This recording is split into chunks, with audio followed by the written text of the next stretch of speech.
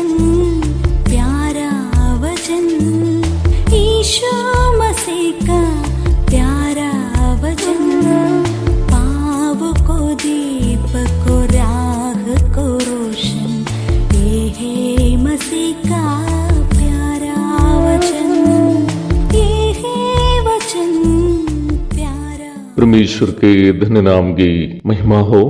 प्रभात मनन के सत्र 1837 में आप सभी का बहुत ही विनम्रता के साथ स्वागत करता हूं। आइए आज के मनन के लिए हम पढ़ते हैं इब्रानी अध्याय 4 पद 8 और 9। क्योंकि यदि यहोशू उन्हें विश्राम में प्रवेश करा लेता तो उसके बाद दूसरे दिन की चर्चा न होती। अतः जान लो कि परमेश्वर के लोगों के लिए सब्त का विश्राम बाकी है। ये तब भी उस विश्राम को जिसे परमेश्वर अपने लोगों के लिए प्रतिज्ञा की है, कनान के साथ तुलना करके लेखक समझाने की कोशिश तो की है, परंतु वह यह स्पष्ट कर रहा है कि वो विश्राम जो परमेश्वर से उनके लोग प्राप्त कर सकते हैं, कनान नामक सांसारिक विश्राम से भी अधिक श्रेष्ठ है। यह बात सच है कि कनान एक उपजाऊ भूमि थी, समृद्ध इलाका था और वहां रहने से वर्तमान संसार में जीने में जो सुख सुविधाएं मिलने की है उपलब्ध भी थी। परंतु इब्रानी के लेखक याद दिला रहा है कि परमेश्वर के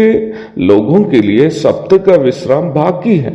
हम इस बात को पूर्व के मनन में देख चुके हैं कि इस्राएल के लिए जो सब्त प्रत्येक 7वां दिन में मनाने के लिए परमेश्वर की ओर से दिया था, वो संसार के सभी जिम्मेदारियों से अलग होकर परमेश्वर की उपस्थिति में समय बिताने और परमेश्वर से विश्राम पाने का एक अवसर था। यहाँ वही आत्मिक सच्चाई को इब्रानी के लेखक नया नियम के विश्वासियों को भी याद दिला रहा है, विशेषकर उन विश्वासियों को जो यहूदी मूल से मसीह में आए हैं। वर्तमान समय के कुछ तथाकथित मसीही हैं जो सिखाते हैं कि नया नियम के विश्वासियों को भी इस्राएलियों की तरह 7वां दिन में अर्थात शनिवार को साप्ताहिक आराधना सभा करनी है, क्योंकि इस्राएल के लोग 7वां दिन अर्थात शनिवार के दिन विश्राम दिन मनाते थे। इस अपरिपक्व मसीही समूह का नाम सेवेंथ डे एडवेंटिस्ट है। शाब्द लोग आदि नाम से भी वे लोग जाने जाते हैं। मुझे ये समझ में नहीं आता है कि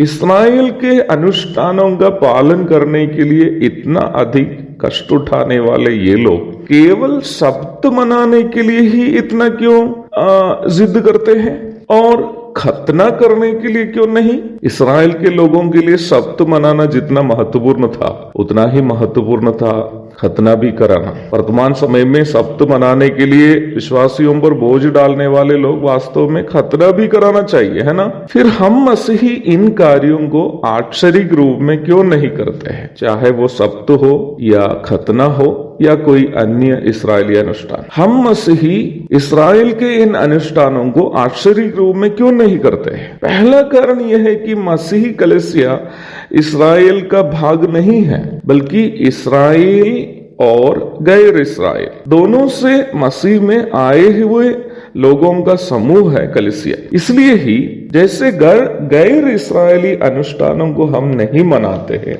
वैसे ही इस्राएल के लिए दिए गए अनुष्ठानों को भी हम आश्चर्यक रूप में नहीं मनाते हैं। गलातियों की पत्री अध्याय 4 8 से 11 और 21 से 31 तक के आयतों को कृपया पढ़िएगा।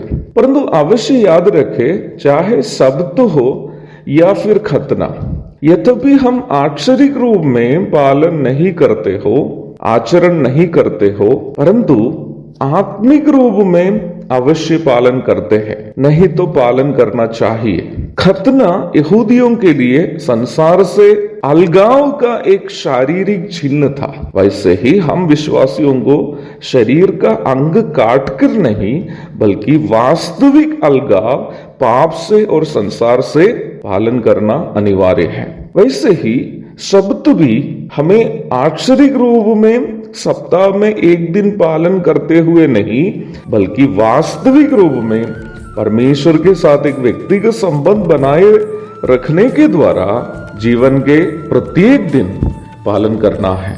प्रभु दया करे, इस विश्राम की चर्चा कल भी हम जारी रखेंगे। तब तक के लिए आपसे विदा हो जाता हूं। प्रभु के धन्य नाम की महिमा हो। आमीन।